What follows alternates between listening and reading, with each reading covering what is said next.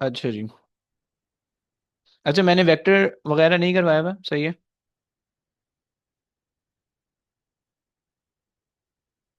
यार probably kinematics हुए, शायद फोर्स और एनर्जी के बाद। यहाँ पे मोमेंटम हो चुका है भाई। यहाँ पे मोमेंटम मैंने इन लोगों को करवा दिया। अहमद भाई, मैं जो है ना इंशाल्लाह। क्या पूछ रहा है? हो गया है। हो गया, क्वेश्चन भी भेजिए। मोमेंटम तो हो गया, मोमेंट का पूछ रहा है, मोमेंटम का पूछ रहा है, तो कब का हो गया। उसके बाद दो चैप्टर कर लिए भाई हमने। अच्छा भाई देखो, अगर तुम जो है ये पूछ रहे हो, टेस्ट का पूछ रहे हो तुम लोग, तो भाई मैं ये कह रहा हूँ कि मुझे जो है ना जो टेस्ट लेना है आप लोगों का, वो मैं ले रहा हूँगा फोर्सेस के बाद, और उसके बाद क्या बोलते हैं, वर्क एनर्जी पावर के बाद। फोर्स और वर्क एनर्जी पावर, ये दो चीजें और कंप्लीट हो जाए ना, तो फिर मैं टेस्ट लूंगा। क्योंकि मोमेंट के अंदर जो क्वेश्चन आ रहे होते हैं उसके अंदर कुछ ना कुछ वर्क एनर्जी पावर भी है, काइनेमेटिक्स के अंदर भी कुछ ना कुछ वर्क एनर्जी पावर है। सही है, तो मुझे ये दो चैप्टर कुछ भी करके कंप्लीट कराना पड़ेगा, तब जाके जो है ना वो तुम लोग जो है ना वो टेस्ट, मैं यानी मैं कोई टेस्ट बना सकने के काबिल हो जाऊंगा, राइट। अदरवाइज मैं टेस्ट नहीं दे सकूंगा, सही है। यानी उसके अंदर कोई ना कोई पार्ट आ रहा होगा। ओके, आ जाओ। सो हमने जो है यहाँ से आगे जो हमारी कहानी है, ये हमारे पास है फोर्सेस, राइट। अच्छा, फोर्सेस के अंदर हमने कुछ चीज़ें देखनी है, सही है। सबसे पहले तो उन चीज़ों को मुझे लिख लेने दो, ताकि जो है ना वो मेरे पास मुझे याद रह जाए, सही है। और उसके बाद जो है वो हम इसको कहानी को लेके चलते हैं आगे, सही है। बाय द वे, जो फोर्सेस का चैप्टर जो तुम्हारे पास आ रहा होगा ना, ये चैप्टर थोड़ा सा बड़ा आ रहा होगा, सही है। मतलब इसकी जो रिलेशन है फोर्सेस के, ये बहुत ज़्यादा जगह पे आ रहे होंगे, सही है। तो उसी हिसाब से जो है वो हमें फिर जो है ना इसको कंप्लीट करना होगा, सही है। अच्छा जी। तकरीबन तकरीबन जो है ना ये आपके पास अराउंड 15 मार्क्स के अंदर आ रहा होगा, सही है। अराउंड 15, 12 से 15 marks, okay. So with respect to paper, ये तकरीबन 15 मार्क्स के अंदर जो है ना ये आपके पास आ रहा होगा। 2025, ओके। सो एक जो है ना एक अच्छा चैप्टर है, और इसमें मतलब तुम्हें जो है ना इससे कॉन्सेप्ट आने चाहिए, सही है। अच्छा, इसके अंदर जो है वो हमने न्यूटन्स लॉज देखने हैं बेसिकली, और उन्हीं के अंदर जो है ना वो हमने सारे खेल तमाशे करने हैं, सही है। ओके। सो सबसे पहले तो हमारे पास आएगा कि भाई हमारे पास न्यूटन का फर्स्ट लॉ, सही है। Newton first law, okay. अच्छा, न्यूटन फर्स्ट लॉ के अंदर जो है ना वो हमने जो चीज़ें समझनी होगी, उसके अंदर जो है वो हमारे पास ये, चलो Newton first law simple concept है। उसके साथ ही जो है ना मास वेट का तुम्हें कॉन्सेप्ट आ जाएगा, सही है। और उसी के अंदर जो है ना तुम्हें रिजल्टेंट फोर्स वगैरह की भी थोड़ी बहुत नॉलेज जाएंगे, लेकिन मैं इतनी ज़्यादा लंबी नहीं करूँगा न्यूटन फर्स्ट लॉ में। सेकंड लॉ में जाके ना बहुत ज़्यादा लंबी हमें करनी पड़ेगी, सही है। सो न्यूटन्स सेकंड लॉ, सही है। इसके अंदर जो है वो हमने क्या क्या चीज़ें देखनी है। इसके अंदर बेसिकली न्यूटन सेकंड लॉ जब हम पढ़ लेंगे, हमने चूंकि मोमेंटम पढ़ रखा है, तो न्यूटन सेकंड लॉ पढ़ने के बाद जो है हमने इसके कुछ ना कुछ ग्राफ्स देखने हैं पहले को, सही है। ग्राफ समझने हैं कि भाई जो न्यूटन लॉज हमने किए होंगे उसके ग्राफ्स क्या होंगे, क्या क्या होंगे, सही है। ग्राफ समझने के बाद जो है वो हमने फिर उसके बाद जो है ना न्यूटन सेकंड लॉ की एप्लीकेशन देखनी होगी, सही है। और उन एप्लीकेशंस के अंदर जो है हमारे पास हॉरिजॉन्टल मोशन को हमने कंसिडर करना पड़ेगा, सही है। और हमने प्रोजेक्टाइल मोशन को नहीं कंसिडर कर सकते, वर्टिकल मोशन को भी नहीं कंसिडर कर सकते। वर्टिकल, या हम कह लेते हैं इंक्लाइन प्लेन, इंक्लाइंड प्लेन, सही है, को हमने कंसिडर करना पड़ेगा। मतलब उसके ऊपर मोशन अगर हो रहा है तो किस तरह से हो रहा है, राइट। एंड देन हमारे पास जो है जैन भाई नहीं आए हुए। एंड देन जैन है नहीं है, जैन नहीं दिख रहा। ओके। अच्छा जी। एंड देन हमारे पास जो होगा पुली के कॉन्सेप्ट को हमने समझना होगा, या कनेक्टेड पार्टिकल अगर हमारे पास आएंगे, कनेक्टेड पार्टिकल्स अगर हमारे पास हैं उनके अंदर हमने उसको इस चीज़ को समझना है, सही है। फिर कनेक्टेड पार्टिकल के अंदर जो है, कनेक्टेड पार्टिकल्स के बाद अम, अच्छा, इससे पहले ना, एप्लीकेशन से पहले हमें इसका ना थोड़ा बहुत वेक्टर्स, वेक्टर समझना होगा। स्केलर्स वेक्टर वो आज ही की क्लास में शुरू हो जाएगा हमारा, और इसके ना बहुत सारे क्वेश्चन हमें करने पड़ेंगे तब जाके। ऑल दो तुम्हारे बोर्ड के अंदर बहुत कम क्वेश्चन है इसके, लेकिन मैं क्वेश्चन ज़्यादा करवाऊंगा क्योंकि बहुत गंदे गंदे क्वेश्चन आते हैं, सही है। सो वेक्टर कैलकुलेशन, सही, ये मैंने अलग से नहीं करवाया था, सही है। जब हम शुरू कर रहे थे हमने डायरेक्ट काइनेमेटिक्स से शुरू किया था। सो वेक्टर कैलकुलेशन आएगा, सही है। एंड वेक्टर कैलकुलेशन के बाद फिर ये एप्लीकेशन आएंगी, सही है। चौथी एप्लीकेशन आपके पास होगी फ्री फॉल मोशन की, सही है। फ्री फॉल मोशन, सही है। और इसी फ्री फॉल मोशन के अंदर ना कुछ motion under the influence of gravity, projectile motion के अंदर का ये इन्फ्लुएंस आ जाएगा, सही है। और ये दो तीन चीज़ें हमारे पास आ रही होंगी, सही है। तो उस चीज़ को हमने समझना है, सही है। और उसके बाद जो है और फिलहाल तो इसमें और चीज़ नहीं है। फिर उसके बाद जो है वो हमने न्यूटन्स थर्ड लॉ को समझना है, ओके। न्यूटन्स थर्ड लॉ को,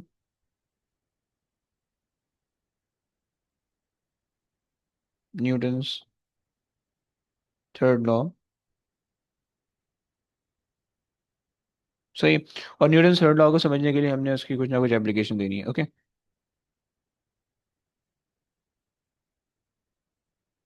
एप्लीकेशंस, राइट। सो ये हमारे पास जो होने वाला है, ये हमारे पास होगा फोर्सेस का सारा कॉन्सेप्ट, ओके, सही है। फिर उसके बाद फोर्सेस के बाद जो है हमारे पास जो चीज़ आएगी वो हमारे पास आ जाएगा वर्क एनर्जी पावर। मोमेंट्स के अंदर जो है, मोमेंट के ज़्यादातर क्वेश्चन अलग ही होते हैं, लेकिन वर्क एनर्जी पावर के जो क्वेश्चन होते हैं उसके अंदर सम व्हाट फोर्सेस रिलेट हो रही होती हैं। तो इसलिए जो है ना मुझे उसको, इसके बाद हम उसके बाद वो पढ़ेंगे, देख लेते हैं क्वेश्चन जो है ना। मुझे ऐसे जिसके अकेले नहीं मिले, यानी इस चैप्टर के खत्म होने के बाद अगर तुम ये बोलोगे सर इसके क्वेश्चन दे दें, तो इसके क्वेश्चन बहुत सारे मेरे पास नहीं होंगे, क्योंकि इसके अंदर जस्ट वो है, यानी इसके अंदर जो है ना जस्ट हमारे पास कुछ कॉन्सेप्ट्स हैं।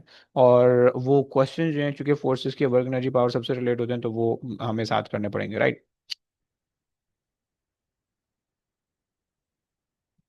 तो आ जाओ, लेट्स बिगिन द कहानी।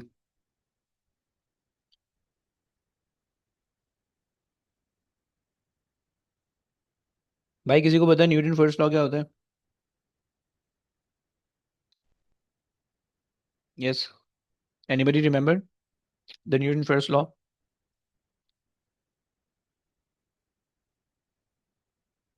That object will remain at rest or in motion unless okay, unless affected by external force. Very good, very good, very good. और भी कोई है? और कोई बताने वाला है? Very good then. Ahmad, any idea? Noor, Khadija? Same. अबे क्या मतलब से कॉपी पेस्ट कर रहे हो? शर्म भी नहीं आ रही कुछ तो? और क्या बताऊं। है। अच्छा, सबका यही आंसर होगा अब तो, खैर चलो आ जाओ देख लेते हैं। देखो हम ही कहते हैं कि an object remain in the rest और in the motion with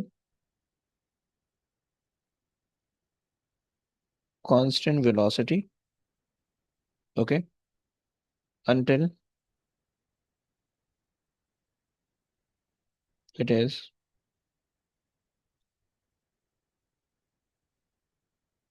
affected by, yeah, influenced by the external force, okay, सही है। अच्छा जी, यहाँ पे जो है ना ये हमारे पास कुछ चीजें, राइट। अच्छा जैन भाई, आपने जो चीज बताई है, सबसे पहले तो हमने इसके अंदर दो चीजें कही। First, state of rest, wait,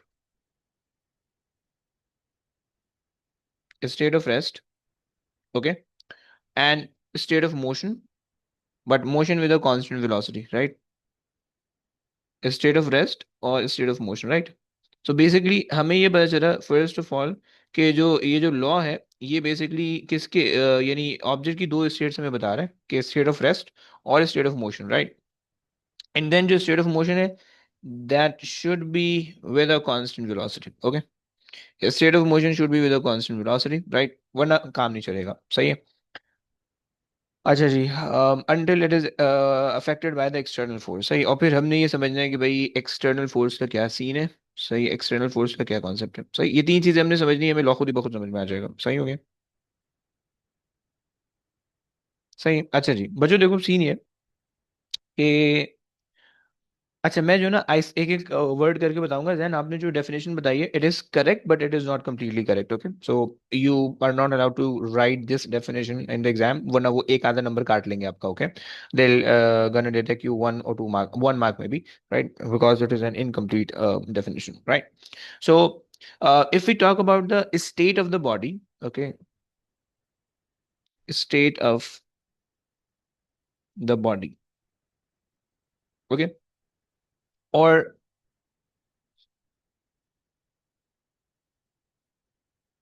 okay, so state of the body can be in one of the two forms, okay? The body can either be in the state of rest, okay? यार सीधी लाइनें अगर बन जाए ना तो मेरी आधी जिंदगी सुकून में आ जाए,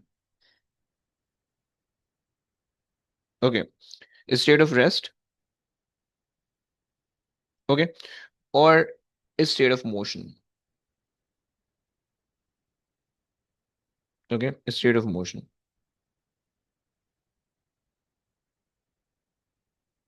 okay? So but state of rest के अंदर हमारे पास कोई दूसरे पॉसिबिलिटी नहीं है, बट स्टेट ऑफ मोशन के अंदर we have some other possibilities, okay?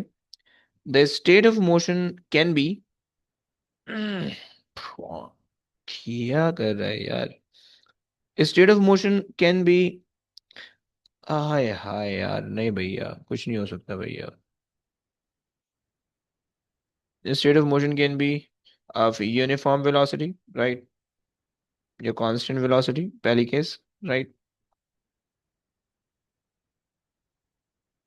Constant velocity,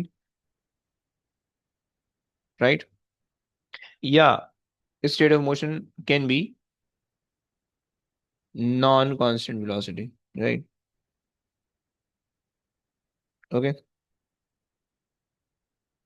non constant velocity, okay? If the velocity is not constant, then we have two cases, right? Obviously, rather, if the velocity is not constant, meaning it is varying. Okay, so its variation depends upon the two things. Either the variation is uniform or non-uniform, right? So the other thing is, so non-constant in non-constant, uh, either the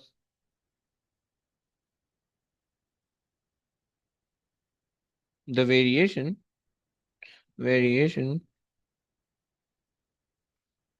is uniform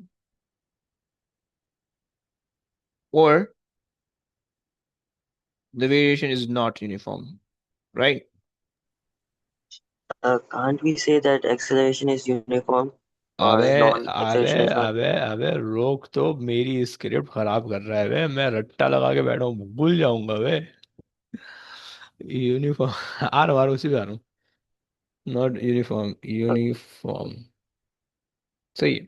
बस मैं उसको ना एक एक मतलब sensibly relate करना चाह रहा हूँ ताकि जो है ना जो मेरी बातें हैं उनका सेंस बन जाए, राइट? डायरेक्ट बताऊंगा तो आप समझ जाओगे, लेकिन मे बी सेंस बहुत ज़्यादा अच्छा ना बना सके, ओके?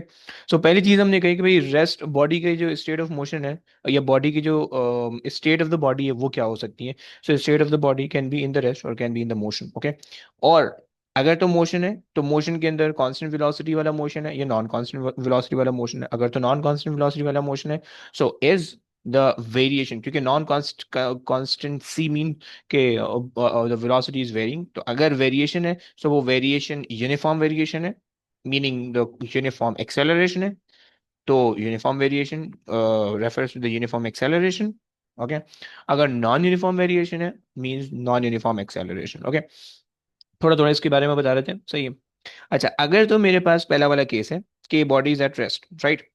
सो इस चीज को हम पहले इसका नाम हम कह देते हैं, कुछ चीजें जो कि शायद अभी नहीं पड़ी हुई हूँ बट मैं अभी लिखवा देता हूँ, आगे जाके खुद ही समझ में आ जाएंगी। इसको हम कहते हैं, रेस्ट का मतलब होगा body is in static equilibrium, static equilibrium. अभी इक्विलिब्रियम क्या होता है, तुम्हें अगर नहीं पता है fine, just ignore it. Okay, but by the way equilibrium का मतलब होता है बैलेंस्ड फोर्सेस। ओके, ये आपके पास इक्विलिब्रियम का मतलब होता है, राइट। एंड जब आपके पास ऐसा सिनेरियो होगा तो आप ये कह सकते होगे कि भाई ऑब्जेक्ट जो होगा वो under Newton first law, right. ये आपके पास हो गया, सही हो गया। दूसरा केस कांस्टेंट वेलोसिटी है। कांस्टेंट वेलोसिटी वाले मोशन को हम कहते हैं dynamic equilibrium, dynamic equilibrium. Okay, and forces balance होंगी, balanced forces. Okay, please keep in mind, please keep in mind, ये जो हमने कहा कांस्टेंट वेलोसिटी, जरा मैं इसको थोड़ा नीचे ले आता हूँ। अगर तुम लोग ने ये लिख ली है तो तुम लोग उसको नीचे लिख लेना, सही है। देखो कांस्टेंट वेलोसिटी के अंदर दो चीजें आती है बच्चों, वेलोसिटी के अंदर ना दो चीजें आती हैं, एक वेलोसिटी की डायरेक्शन और एक वेलोसिटी का मैग्नीट्यूड, सही है। एक वेलोसिटी की डायरेक्शन, सही, और एक वेलोसिटी का magnitude, magnitude, right. So constant velocity mean both the direction and the magnitude should remain the same forever. Okay, दोनों सेम होनी चाहिए, राइट। कांस्टेंट वेलोसिटी का मतलब क्या हुआ, डायरेक्शन और मैग्नीट्यूड दोनों सेम होने चाहिए, राइट। अब आज जैन की बात समझ लेते हैं। उसने कहा कि जैन ने कहा था कि an object remain in rest और in the motion, right. But he didn't mention कि मोशन किस तरह का होना चाहिए, क्या कांस्टेंट वेलोसिटी वाला होना चाहिए या नहीं होना चाहिए, राइट। अगर तो कांस्टेंट वेलोसिटी वाला मोशन होगा तो ही न्यूटन फर्स्ट लॉ फॉलो होगा, अगर नहीं होगा, क्योंकि देखो मोशन के अंदर ये तीन टाइप्स आ रही है, राइट। ये तीन टाइप्स मोशन के अंदर आ रही है, सही है। इनमें से सिर्फ ये वाली जो चीजें न्यूटन फर्स्ट लॉ फॉलो करती है, ये दो नहीं करती है, right. So that is why you have to mention कि कांस्टेंट वेलोसिटी होना चाहिए। कांस्टेंट स्पीड लिखोगे तब भी गलत हो जाएगा, राइट। बिकॉज वेलोस एक्सेलरेशन डिपेंड करती है, एक्सेलरेशन डिपेंड करती है दो चीजों पे, सॉरी, एक्सेलरेशन डिपेंड करती है वेलोसिटी पे, राइट। वेलोसिटी डिपेंड करती है डायरेक्शन पे और मैग्नीट्यूड पे, right. And you know that if you have the acceleration in the system, then it will ultimately produces the force, right? And if you have the force in the system, तो फिर आपके पास वो Newton first law से निकल जाएगा, right. Because then आप कह दोगे कोई एक्सटर्नल फोर्स आ गई। क्लियर हो गया। सो ये दोनों चीजें कांस्टेंट होनी चाहिए, both should be constant. Okay, तो ये, अच्छा जी, हम कह देते हैं कि भाई both should be constant. Okay,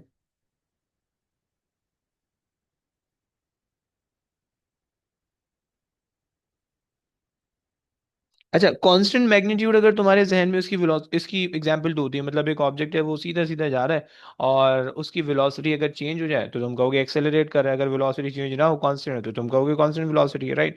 लेकिन अगर सर्कुलर मोशन है, तुमने बचपन में पढ़ा होगा बिल्कुल, जब तुम पैम्पर पहना करते थे उस जमाने में तुमने पढ़ा होगा कि कांस्टेंट वेलोसिटी वाला जो मोशन होता है वो तुमने सर्कुलर मोशन के नाम से पढ़ा होगा, राइट। और सर्कुलर मोशन के अंदर जो होता है वो तुम्हारे पास जो है, अगर ऑब्जेक्ट कांस्टेंट स्पीड से भी मूव कर रहा हो but due to the change in the direction at every moment, तुम्हारे पास जो वेलोसिटी होती है वो चेंज हो रही होती है, and due to that change in velocity your acceleration produces in the system, right. समझो भाईजान। सो ये तुम्हारे पास है, राइट। अगर तुम दो जगह पे अपना ऑब्जेक्ट बनाओ, लेट्स से shit, एक यहाँ पे आ गया, सही है, और एक यहाँ पे आ गया, ये दो जगह पे मैंने ऑब्जेक्ट बना दी। एक जगह ऑब्जेक्ट इस डायरेक्शन में जा रहा था, सही है, और एक जगह ऑब्जेक्ट यूं जा रहा है, राइट। एंड लेट्स से कि भाई दोनों जगह पे स्पीड सेम ही है, राइट।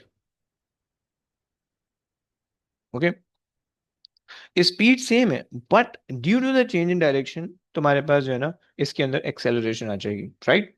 मुझे ये बात क्लियर हो गई। अच्छा जी, ये दोनों जो चीजें फर्स्ट और सेकंड वाली जो चीज है, This is the only example for the Newton second law. Okay, sorry sir, first law. Newton first law के बच्चे लोग ये दोनों एग्जाम्पल है सिर्फ,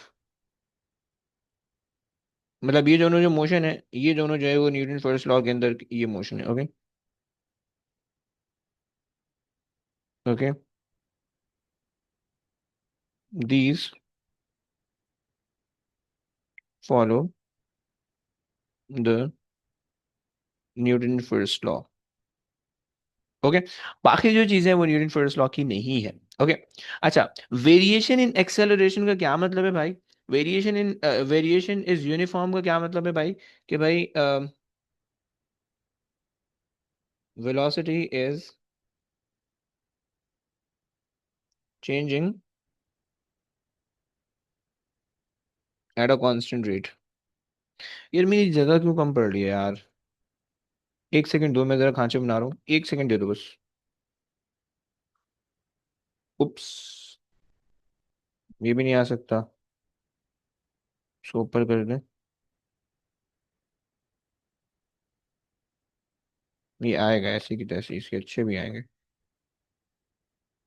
ये यहाँ पे डाल देते हैं इसको। सही है। और इसको यहाँ पे डाल देते हैं।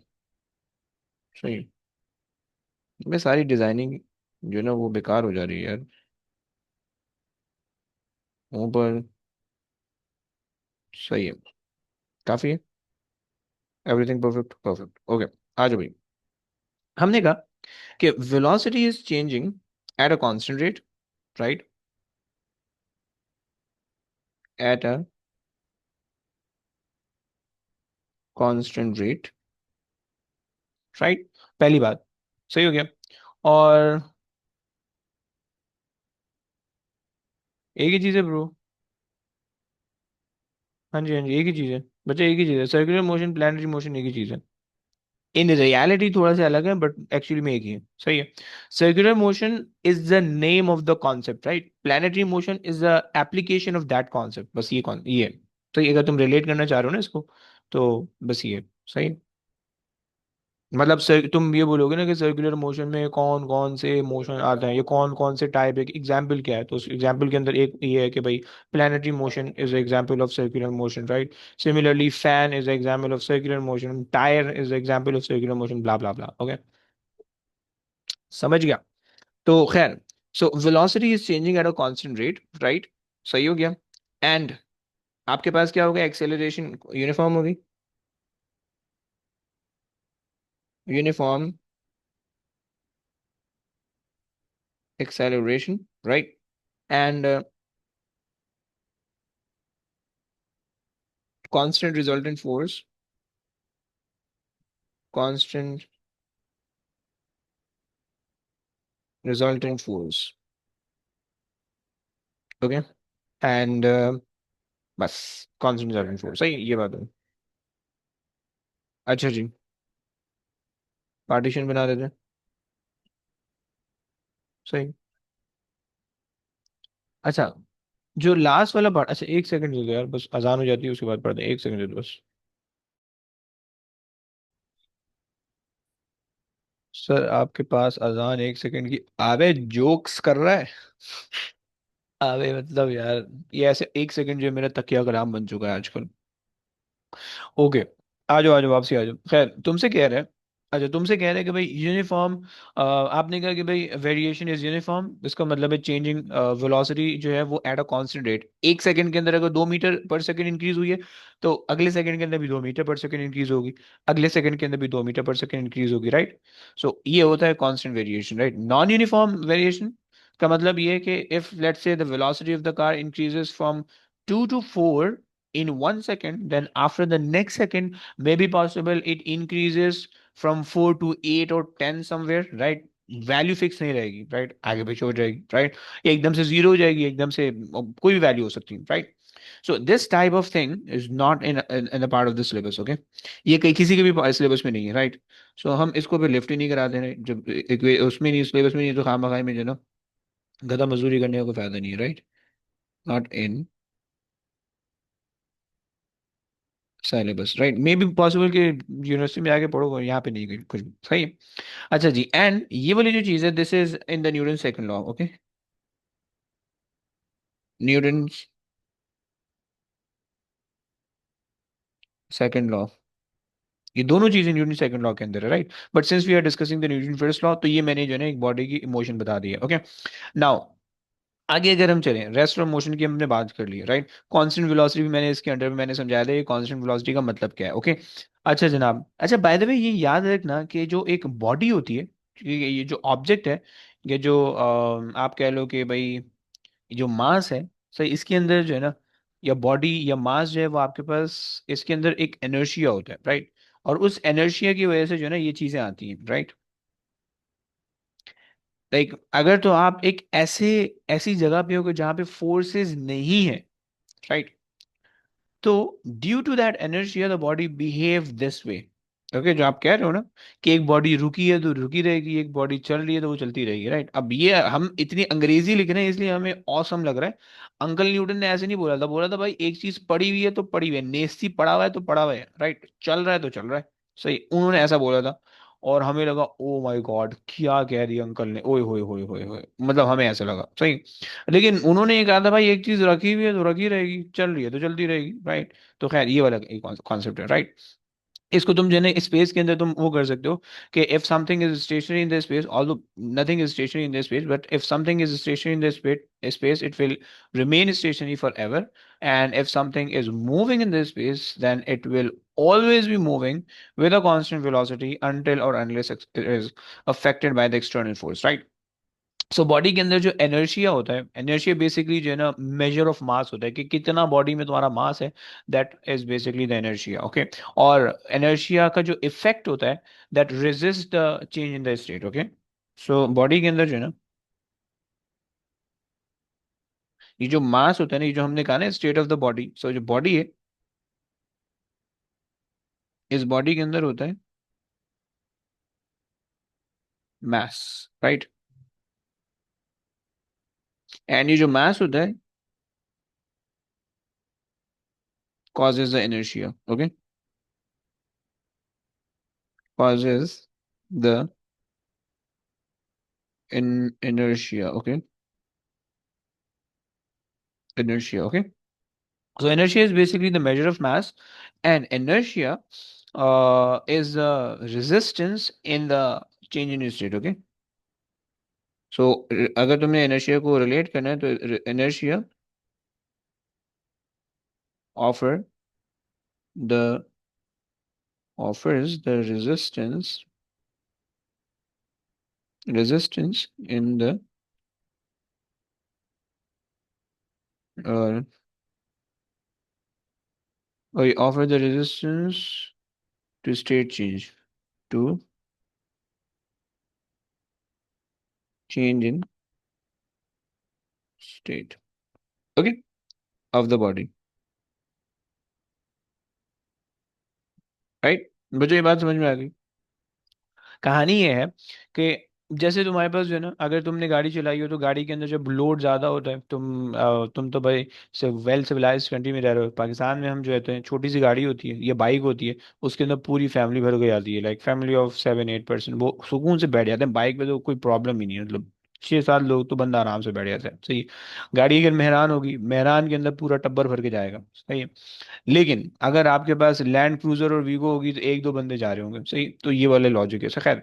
तो अगर गाड़ी तुम्हारी भरी हुई है, फुल खचाखच लोग हैं, सही है, एंड तुम फिर गाड़ी को तेज नहीं चलाते हो, राइट, तुम्हें पता होता है कि अगर तेज चलाऊंगा और फाइनल मोमेंट पे अगर ब्रेक मारना होगा तो ब्रेक नहीं लग सकेगा, राइट, क्योंकि इनर्शिया इतना ज्यादा है, and you are moving. So if you do the things that is against the will of the mass, okay, जो कि अगर ऑब्जेक्ट मूविंग है और तुम उसको रोकने की कोशिश करो, तो that is against the will of the mass, right. Mass नहीं चाहता कि तुम उसको रोको, उसके साथ पंगे करो, उसको नहीं शौक, राइट। तुम्हारे रोकने पे वो सड़ जाएगी, वो घुस जाएगा कहीं पे भी, सही हो गया। ब्रो मास से होता है ना, मास से हमें पता चलता है बेसिकली, ये जो है ना मास और रेजिस्टेंस से हमें पता चलता है, सही है, समझ लो, तो ये हमारे पास कॉन्सेप्ट है।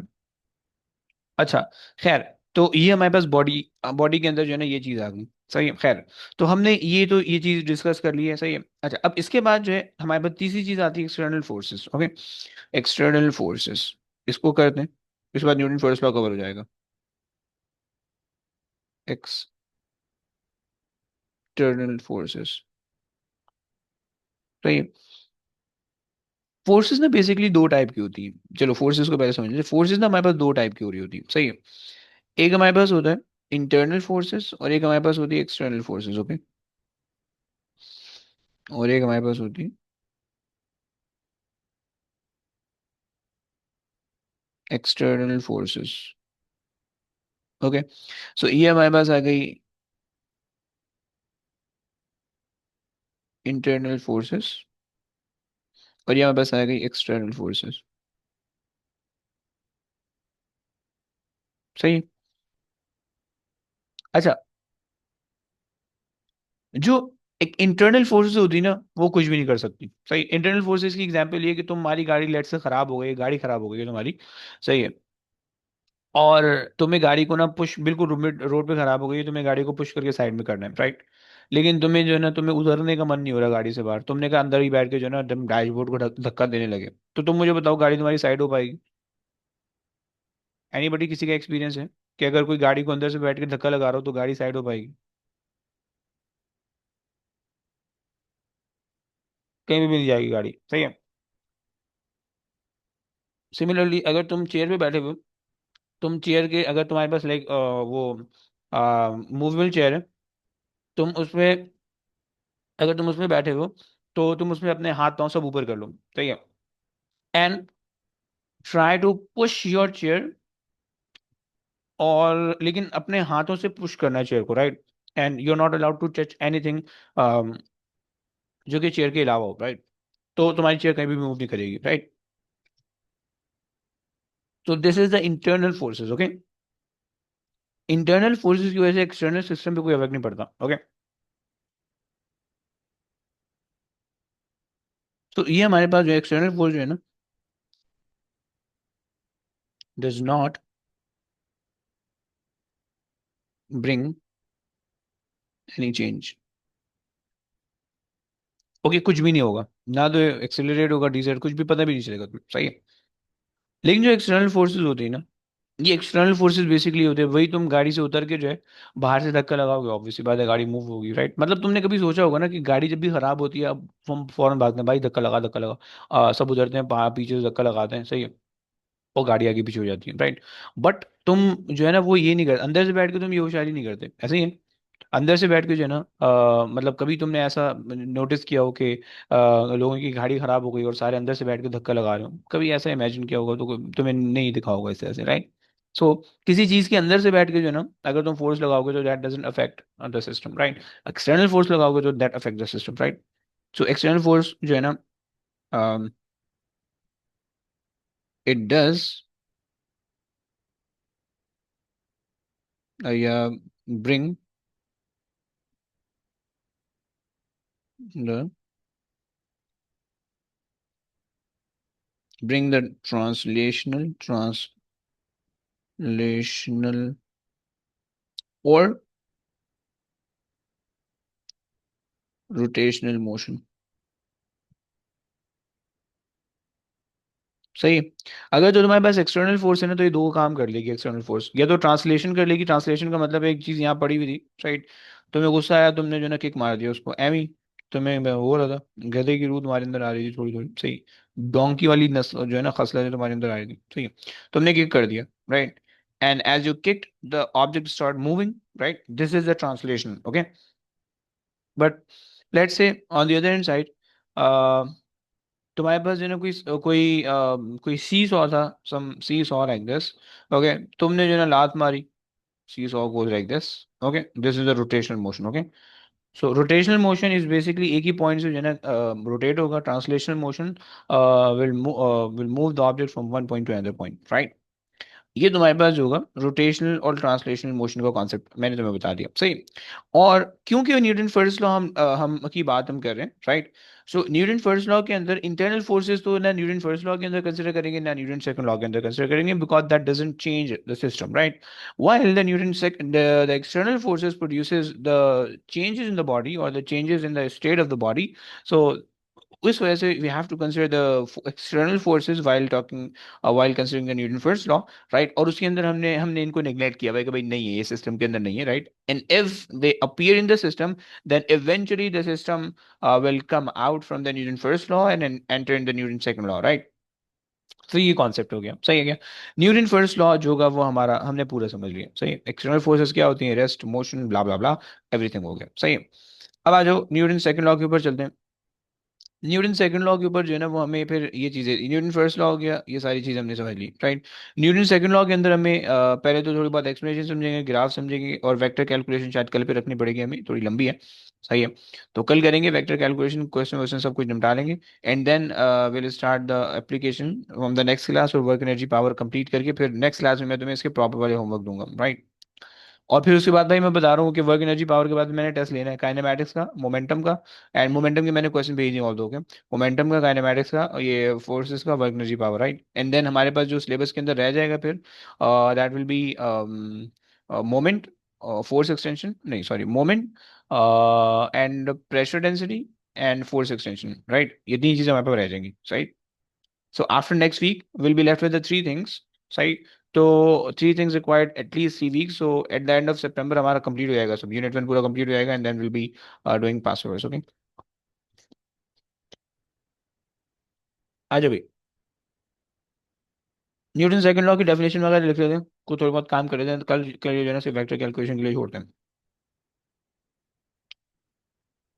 भाई न्यूटन सेकंड लॉ को बता सकते हैं,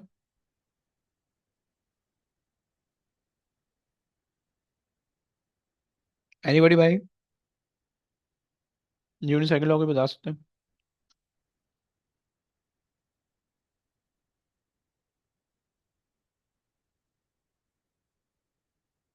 ओए होए, ओके, एनीबॉडी एल्स। अहमद भाई ने माँ की याद दिला दी है, ओके। और किसी के जहन में, जैन, नूर, खदीजा, नो नथिंग। भाई हम ये कह रहे होते हैं, बेसिकली सेकंड लॉ जो है ना, फर्स्ट लॉ ये बात करता है कि एक्सटर्नल फोर्सेस प्रेजेंट नहीं है तो क्या होगा, राइट। सेकंड लॉ ये बात करता है एक्सटर्नल फोर्सेस अगर प्रेजेंट है तो क्या होगा, ओके। सो हम ये कहते हैं कि भाई external forces, external external forces, okay, produces the rate of change of momentum, okay.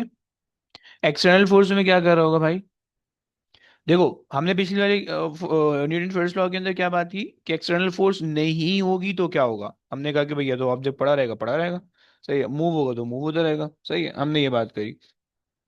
Second second law में ये कहता है कि एक्सटर्नल फोर्स अगर होगी तो क्या होगा, सही है।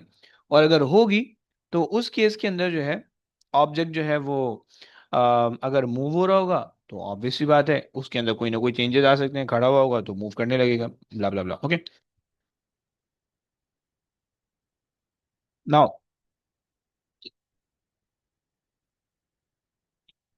अच्छा, मैं ये एक्सप्लेन कर चुका हूँ कि फोर्सेस के अंदर इंटरनल और एक्सटर्नल फोर्सेस होती हैं, और इंटरनल फोर्सेस जो हैं वो कोई चीज जनरेट नहीं करती, एक्सटर्नल फोर्सेस ही चीजों को जनरेट करती हैं, राइट। एंड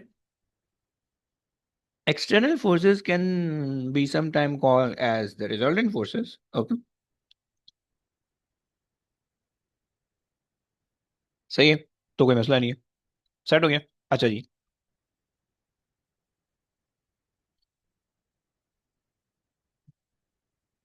अगर हम इसके फॉर्मूला की बात करें, हमें कहना है कि भाई रिजल्टेंट फोर्स, अब छोटा सा आर में लिख रहा हूँ, तो ये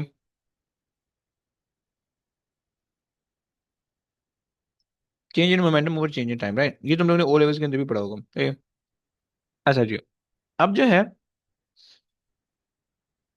जो चेंज इन मोमेंटम में तुम उसको एक्सपैंड भी कर सकते हो। तुम्हें पता है कि momentum, final change in momentum का मतलब होगा final momentum minus initial momentum, सही है? इनिशियल मोमेंटम, सही है? सो फाइनल मोमेंटम हो गया एम वी, इनिशियल मोमेंटम हो गया M U, right? So change in momentum तुम्हारे पास हो जाएगा M V minus U, right? अच्छा देखो, चूंकि जो है ना, force is basically depends on the change in momentum over change in time, and change in momentum depends upon the velocity and the mass, right? So that is why, Ahmed bhai, that is why हमारा जो F equals to ma है, that is not 100% correct। क्योंकि force जो है वो दो चीजों के चेंज का नाम है, ये तीन चीजों के चेंज का नाम है, राइट? एक टाइम, एक वेलोसिटी, और एक मास, राइट?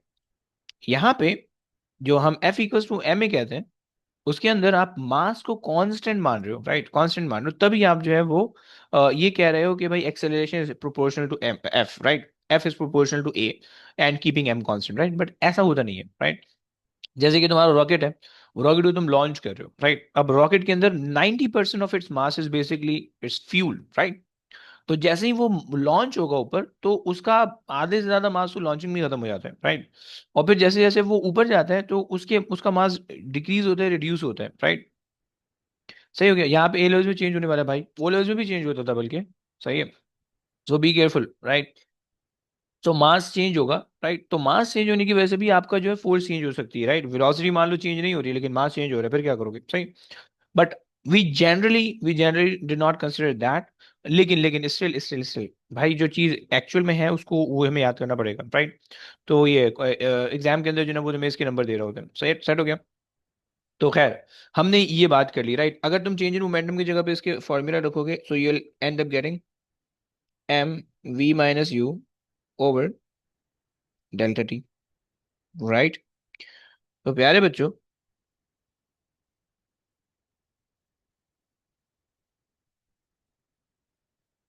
ये आ गया मेरे पास, ओके। सो अब हमारे पास जो है, ये जो चीज़ है तुम्हें पता है, ये एक्सेलरेशन है, राइट? तो हम फिर इसको जो है ना इंसान बना देते हैं। हमने कहा कि भाई ओके, ले लो भाई, ये लो, एम ए बना दी, सही। अब तुम बोलोगे भाई कहाँ पे कौन सा यूज करें, कैसे पता चलेगा? डिपेंड करता है क्वेश्चन के अंदर दिया हुआ क्या है, okay? If in the previous part you guys work out for the momentum or change in momentum, then use this formula, okay?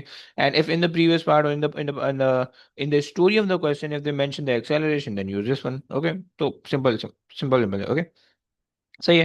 तुम्हें पता होना चाहिए कि भाई रिजल्टेंट फोर्स या फोर्स का जो यूनिट है, फोर्स का जो यूनिट है वो तुम्हारे पास है न्यूटन, राइट? अंकल न्यूटन के नाम पे उनकी मेमोरी में हमने रखा है कि जब जब याद आए तब तब जो है वो हम उनको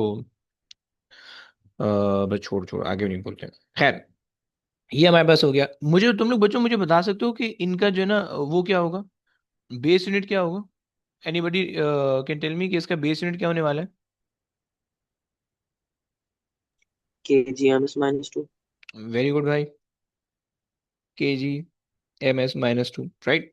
ये कभी कभार आपसे पूछ लेते हैं, सही है? ये इसका बेस यूनिट हो गया, सही है? और आपको पता है कि ये वेक्टर क्वांटिटी है। अगर नहीं पता तो अभी लिख लो, याद कर लो, सही? So this is a vector quantity, right? And due to the vector nature we have to consider its direction as well, सही है? ये हमारे पास बात हो गई, सही हो गया? तो डायरेक्शन को कंसिडर करने के लिए we have to understand the vector calculation with the help of the forces, right? तो वो हमें हमारी कल की क्लास में होगा, अभी फिलहाल इसके ग्राफ राफ समझते हैं, ओके? अच्छा जी, ग्राफ के अंदर सीन ये है कि ग्राफ, ओके, लेट्स से तुम्हें पता है कि भाई तुम्हारे पास जो है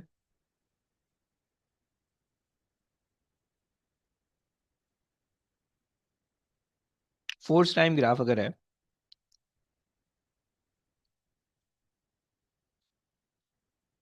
या तुम ले लो velocity time graph, okay? And let's say velocity time graph is like this, okay? मैं कुछ वैल्यू दे देता हूँ ताकि तुम्हें बनाना आसान हो।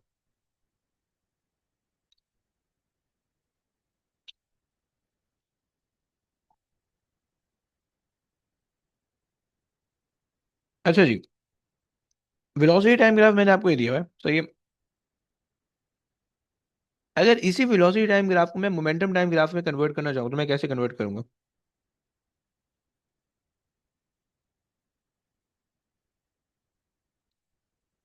ब्रो पहले वाला लेते हैं। एवन ये वाला फॉर्मूला एक्चुअल वाला फॉर्मूला होता है, सही। इसको तो हमने इंसान बना के वो किया ना, रिड्यूस किया है, सही है। बट वी जनरली टेक और यूज दिस फॉर्मूला, ओके। सही हो गया भाई। अच्छा मुझे भाई बताओगे, मेरे पास अगर ऑब्जेक्ट है उसका मास जो है वो मेरे पास लेट से 10 kg है, क्या मुझे तुम लोग बता सकते हो कि मोमेंटम का ग्राफ किस तरह से बनेगा बच्चों?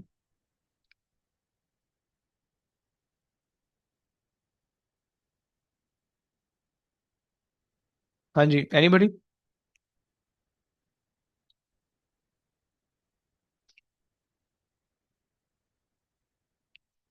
अगर तो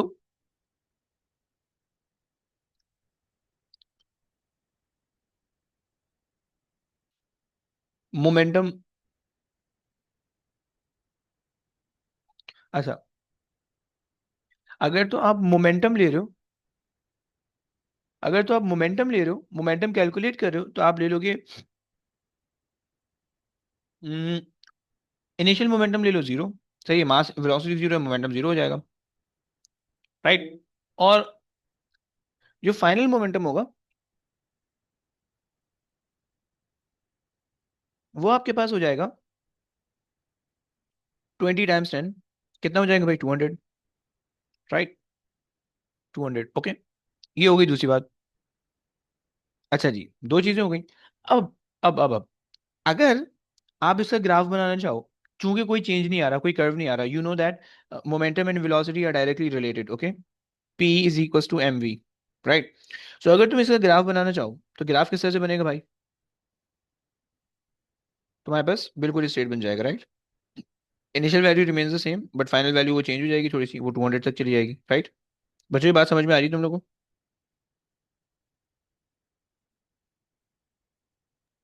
sir P is equal to M भी एक्सटेंड कर सकते हैं? क्या एक्सप्लेन कर, P equal to M V, momentum भाई। जी जी। जी जी, ये फॉर्मूला किस तरह है? मोमेंटम का अभी हमने पढ़ा था पिछले वाले पार्ट में, ऊपर जो नेक्स्ट प्रीवियस चैप्टर पढ़ के आ रहे, भूल गया भाई? ये हमें यहाँ पे मोमेंटम को हम पी से रेफर कर रहे थे, याद है? भूल गया? ये रहा। ओके। जी तो जी, याद है। मोमेंटम को हम पी से रेफर कर रहे थे ना भाई, तो हमने उसका फॉर्मूला लिखा हुआ है, राइट। सही हो गया। सो बेसिकली मैंने क्या बोला, मैंने ये बोला कि भाई अगर तुम्हारे पास वेलोसिटी टाइम ग्राफ गिवन है, राइट, मैंने वैल्यूज ले ली आसानी के लिए, और वेलोसिटी टाइम ग्राफ से आपने जो है ना वो बनाना है momentum time graph. So basically shape wise तो ग्राफ सेम होगा, but values wise momentum time graph will be shifted a bit, right. मतलब वो जो है ना उसकी वैल्यू ज्यादा आ रही होंगी, राइट। लेकिन वेलोसिटी टाइम ग्राफ की वैल्यू छोटी आ रही होंगी, आपको पता है 20 की वेलोसिटी 20 दिखेगी, लेकिन यहाँ पे आपको फिर मोमेंटम निकालना पड़ेगा, राइट। क्लियर हो रहा है बच्चों?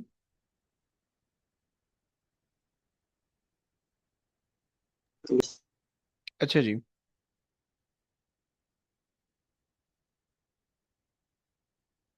ये मेरे पास हो गया।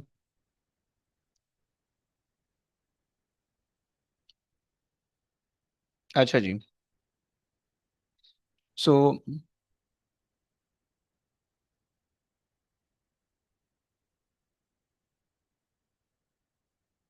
अच्छा जनाब, चलो ये बात हो गई। और दूसरी बात,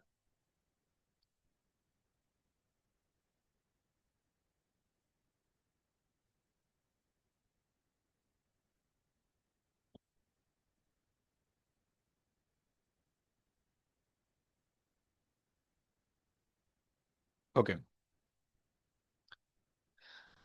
अगर जो है आपके पास एक्सेलरेशन है, सही है।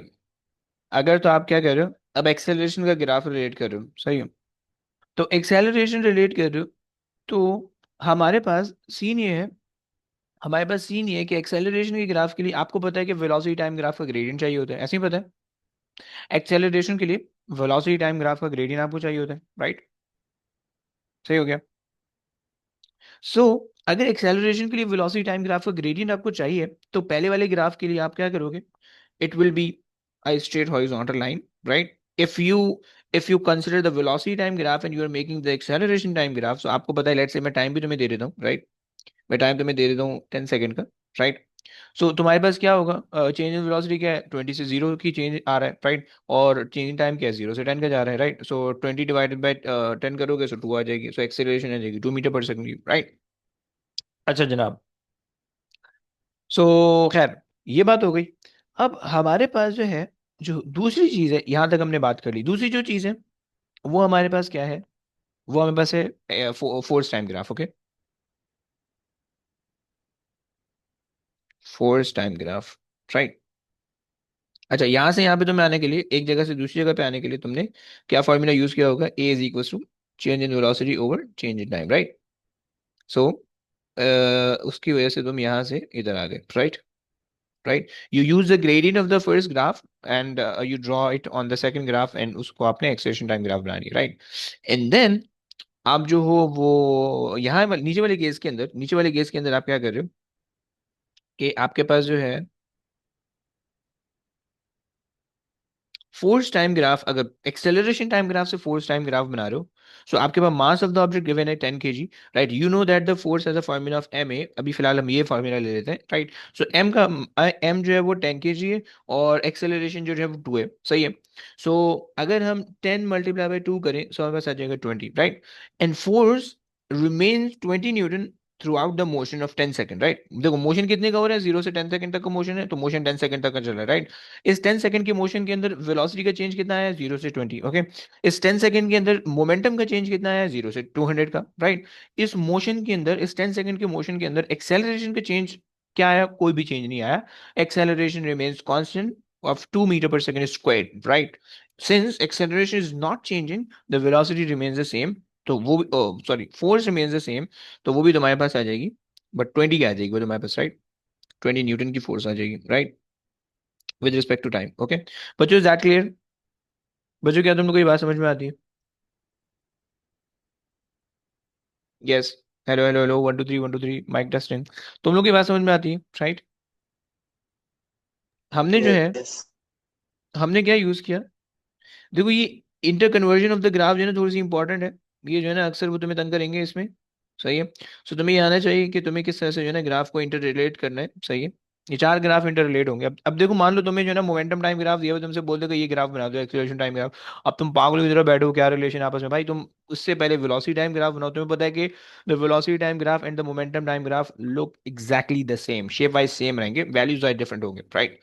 And then using the velocity time graph you know that कि इसका ग्रेडियंट जो होगा, अगर आप उसके उसको बना दो तो वो एक्सेलरेशन टाइम ग्राफ बन जाएगा, राइट?